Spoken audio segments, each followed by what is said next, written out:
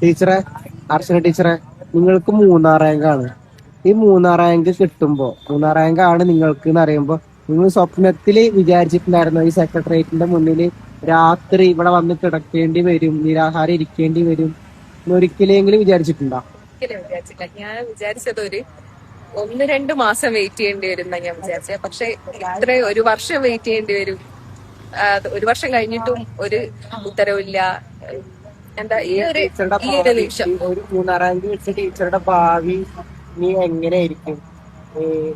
ഇനിയിപ്പോ ഈ ലിസ്റ്റിന്ന് ഈ നിയമനം പോയില്ലെങ്കിൽ ഇതിപ്പോ ഒരു എക്സാമിന് വേണ്ടി, അടുത്ത എക്സാമിന് വേണ്ടിട്ട് പഠിക്കണമെന്നാണോ? ഒരു 3-ാം റാങ്ക് കിട്ടിയ ആൾക്ക് വീണ്ടും ഒരു എക്സാമിന് വേണ്ടി പഠിക്കണമെന്നാണോ സർക്കാർ പറയുന്നത്? ഈ എക്സാമിന് വേണ്ടി തന്നെ എത്ര വർഷം പോക്കി എന്നുള്ളത് എനിക്കറിയാം. അപ്പൊ ഞാൻ പോക്കി എന്ന് പറയാൻ കാരണം എന്താ വെച്ചാ, ഇത്രയും 1 വർഷമായിട്ട് പോലും നിയമനം നടക്കുന്നില്ല. അതുകൊണ്ടാണ് ഞാൻ പഠിച്ച വർഷങ്ങൾ പോയി എന്ന് പറഞ്ഞത്.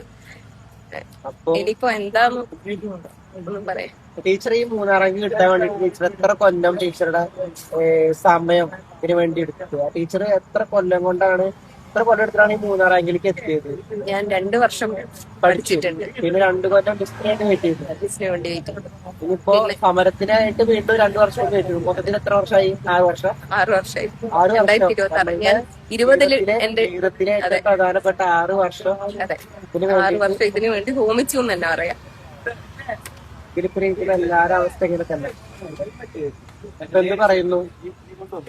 എന്ത് പറയാനാ, എന്റെ യൗവനം മൊത്തം ഇപ്പൊ ചുറ്റിലും ഇപ്പൊ നമ്മളെ ഇൻസ്റ്റിറ്റ്യൂട്ടിലൊക്കെ പഠിക്കുന്ന കുട്ടികളാണെങ്കിൽ തന്നെ ചോദിക്കുന്നത്, ഞങ്ങൾ ഇനി പഠിച്ചിട്ട് കാര്യമുണ്ടോ, PSCയിൽ ഇനി വിശ്വസിക്കേണ്ട ആവശ്യമുണ്ടോ എന്നുള്ളത്.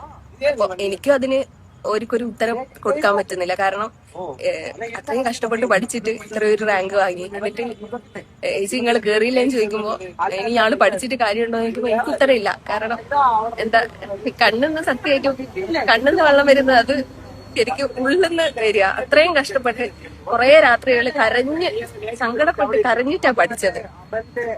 പക്ഷെ അതിനൊന്നും ഇപ്പൊ അന്നത്തെ കണ്ണീര് വെറുതെ പോക്കി എന്നുള്ളത് എനിക്ക് ഇപ്പൊ തോന്നുന്നത്.